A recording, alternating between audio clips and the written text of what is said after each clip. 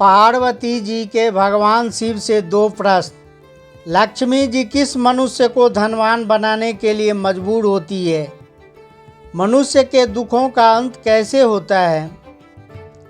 यदि आप इसे सुनकर व समझकर अपने जीवन में अपनाते हैं तो निश्चित रूप से आपके दुखों का अंत होगा।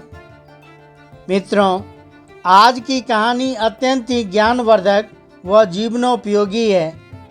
ऐसे ही ज्ञानवर्धक वीडियो देखने के लिए चैनल को सब्सक्राइब तथा बेल आइकन को ऑन करें। साथ ही वीडियो को लाइक तथा शेयर अवश्य करें ताकि इसका लाभ दूसरों को भी मिल सके। मित्रों, एक बार भगवान शिव कैलाश पर्वत पर विराजमान थे और माता पार्वती जब भगवान शिव से मिलने के लिए प्रस्थान करती है तो रास्ते में क्या देखती है? इस मृत्यु लोक में बहुत से व्यक्ति ऐसे हैं जिनके पास में धन की कोई कमी नहीं है और बहुत से व्यक्ति ऐसे हैं जिनके पास खाने तक के लिए पैसे नहीं हैं। दोस्तों, माता पार्वती मन में विचार करती है कि आखिर ऐसा क्यों है? लक्ष्मी जी सबके साथ समान व्यवहार क्यों नहीं करती? किसी को बहुत अधिक धनवान बना दिया है तो किसी को बहुत अधिक निर्धन बना दिया है। आखिर इसके पीछे क्या राज है? माता पार्वती इस प्रकार मन में विचार करती हुई जब भगवान शिव के पास कैलाश पर्वत पर पहुंचती तो हाथ जोड़कर प्रभु से कहने लगी, प्रभु, मेरे दो प्रश्न हैं, मुझे इन दोनों प्रश्नों के उत्तर चाहिए। यदि आप मुझे इन दोनों प्रश्नों के उत्तर देंगे तो मेरे मन को बहुत शांति मिलेगी। भगवान शिव कहने लगे, ठीक है पार्वती, तुम अपने दोनों प्रश्न बताओ।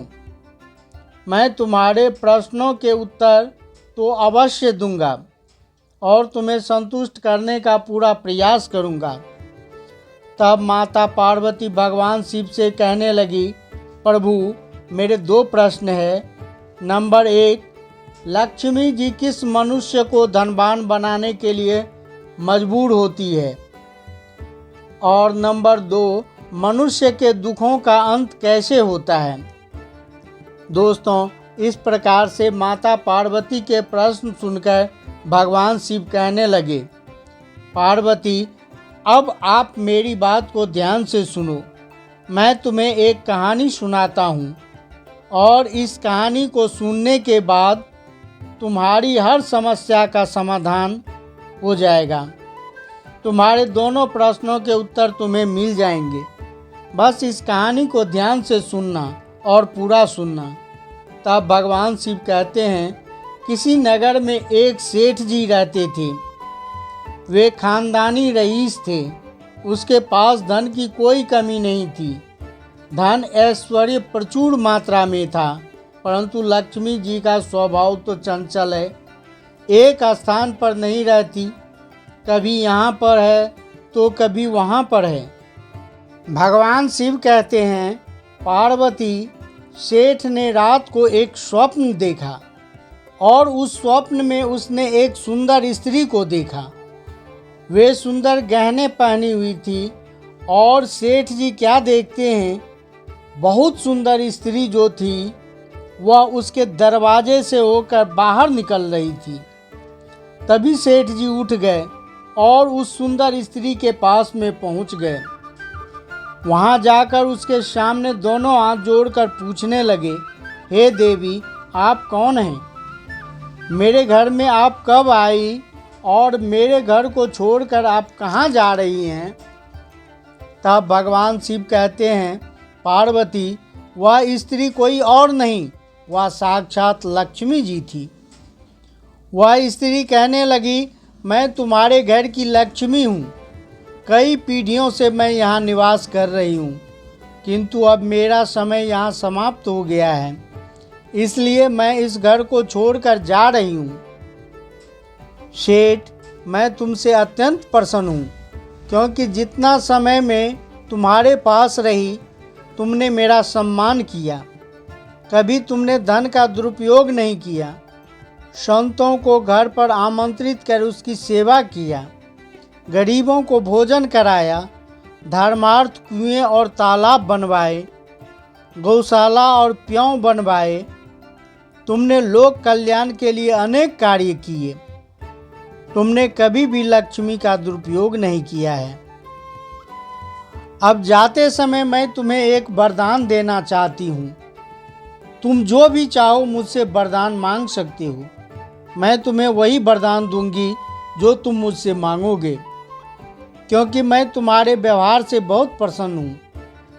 भगवान शिव पुनः माता पार्वती से कहने लगे, हे पार्वती, जब माँ लक्ष्मी ने सेठ को वरदान मांगने को बोली, तब सेठ ने कहा, हे देवी, मेरी 4 बहुएं हैं। मैं वरदान मांगने से पहले उनसे सलाह मशवरा कर लेना चाहता हूँ।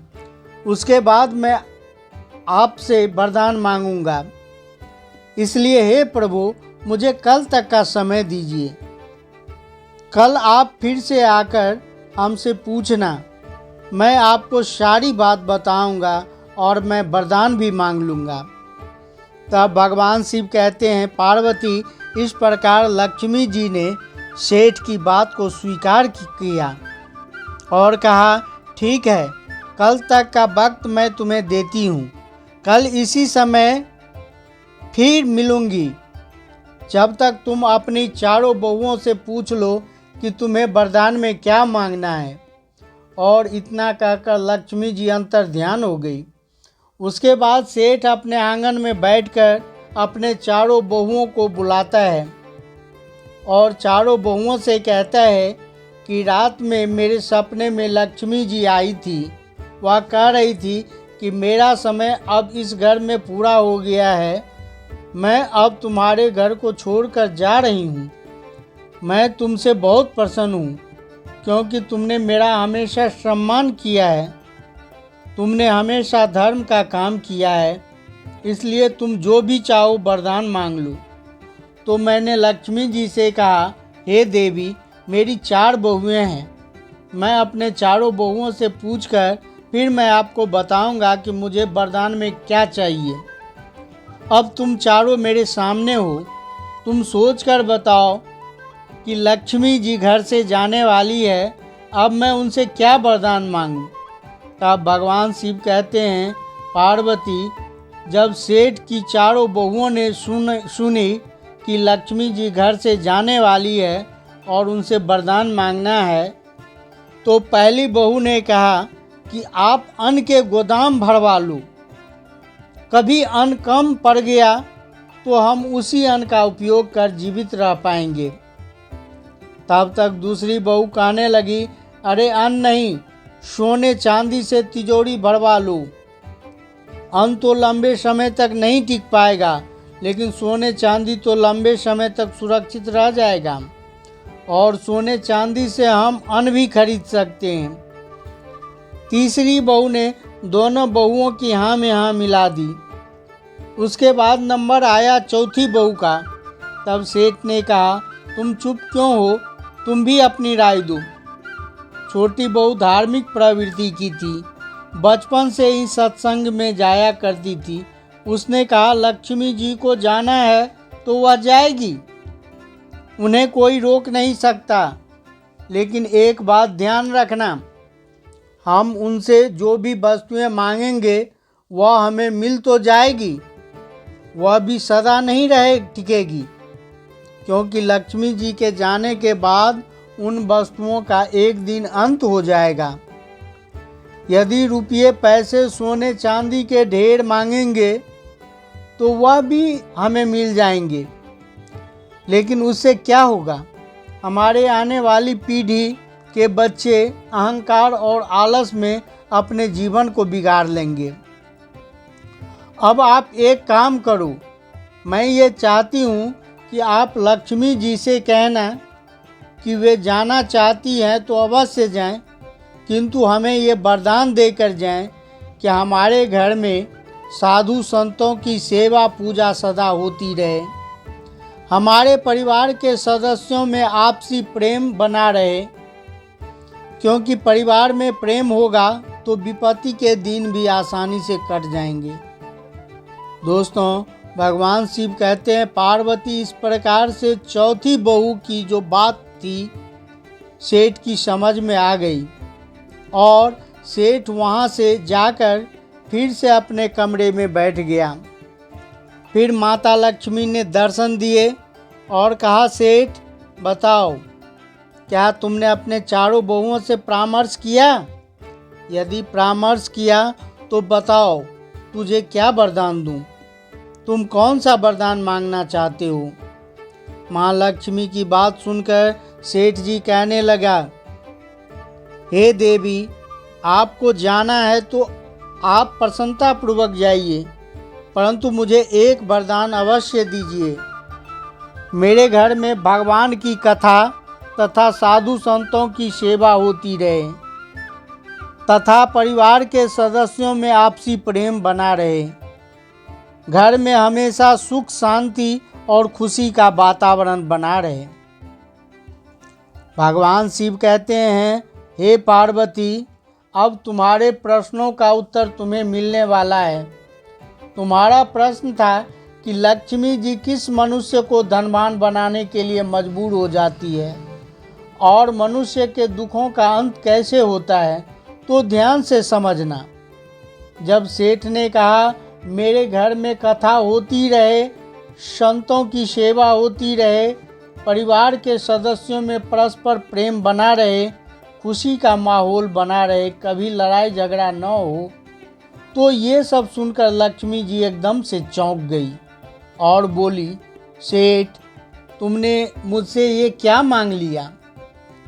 जिस घर में भगवान की कथा और संतों की सेवा होती है तथा परिवार के सदस्यों में परस्पर मेलजोल रहता है, वहाँ पर तो साक्षात नारायण का निवास होता है और जहाँ पर नारायण रहते हैं वहाँ पर मैं तो उसके चरण दबाती रहती हूँ और मैं चाहकर भी उस घर को छोड़कर नहीं जा सकती। यह वरदान मांगकर तो तुमने मुझे इस घर में हमेशा रहने के लिए विवश कर दिया। ठीक है सेठ, जाओ, मैं तुम्हें वरदान देती हूँ, तुम्हारा घर सदा ही फलता फूलता रहेगा। हमेशा घर में भजन कीर्तन सत्संग होते रहेंगे, हमेशा सबके बीच में प्रेम बना रहेगा और कभी भी किसी को कोई कष्ट नहीं होगा। दोस्तों, भगवान शिव कहते हैं, पार्वती मनुष्य को कभी भी धन का अपमान नहीं करना चाहिए। जो व्यक्ति धन का अपमान करता है उसके घर में माँ लक्ष्मी का वास नहीं होता। इसलिए सदैव धन का सम्मान करना चाहिए और जिस घर में सदा धन का सम्मान होता है ऐसा घर में हमेशा लक्ष्मी का वास रहता है और कभी उस घर में दुख नहीं आता है। घर में साफ सफाई रखनी चाहिए। लक्ष्मी जी उसी घर में निवास करती है जिस घर में साफ सफाई का विशेष ध्यान रखा जाता है। घर में खुशहाली बनाकर रखनी चाहिए। जिन घरों में क्लेश होता है वहाँ पर लक्ष्मी जी का वास नहीं होता है। जिस परिवार के सदस्यों के बीच स्नेह, पति पत्नी के बीच प्रेम होता है, वहाँ लक्ष्मी जी का वास होता है। भगवान शिव कहते हैं, पार्वती, लक्ष्मी जी का आशीर्वाद पाने के लिए वाणी में मधुरता का होना जरूरी है। कड़वे वचन बोलने वालों पर लक्ष्मी जी कभी अपनी कृपा नहीं बरसाती है और इतना ही नहीं, सभी के साथ तालमेल बनाकर चलने वालों को तो सफलता जल्दी ही हासिल होती है। ऐसे लोगों पर लक्ष्मी जी हमेशा कृपा करती है। अब अंत में मैं केवल इतना ही कहना चाहूँगा कि मनुष्य के दुखों का अंत कैसे होता है। ऐसे मनुष्य जिसके ऊपर लक्ष्मी जी की कृपा हो जाती है, वैसे मनुष्य के पास कभी दुख नहीं भटकता है। दोस्तों, इस प्रसंग से हमें यही सीख मिलती है कि जिस घर में भगवान की कथा होती है, साधु संतों की सेवा होती है, जहाँ पर धन का हमेशा सदुपयोग होता है, जहाँ आपसी प्रेम बना रहता है, घर की साफ सफाई का ध्यान रखा जाता है, ऐसे घर में माँ लक्ष्मी का वास होता है। ऐसे घर के सदस्यों के पास कभी दुख नहीं आता है। मित्रों, मुझे उम्मीद है यह वीडियो आपको बहुत ही पसंद आया होगा। इसे लाइक, सब्सक्राइब तथा शेयर अवश्य ही करें। वीडियो के अंत तक बने रहने के लिए धन्यवाद। जय हिंद, जय भारत।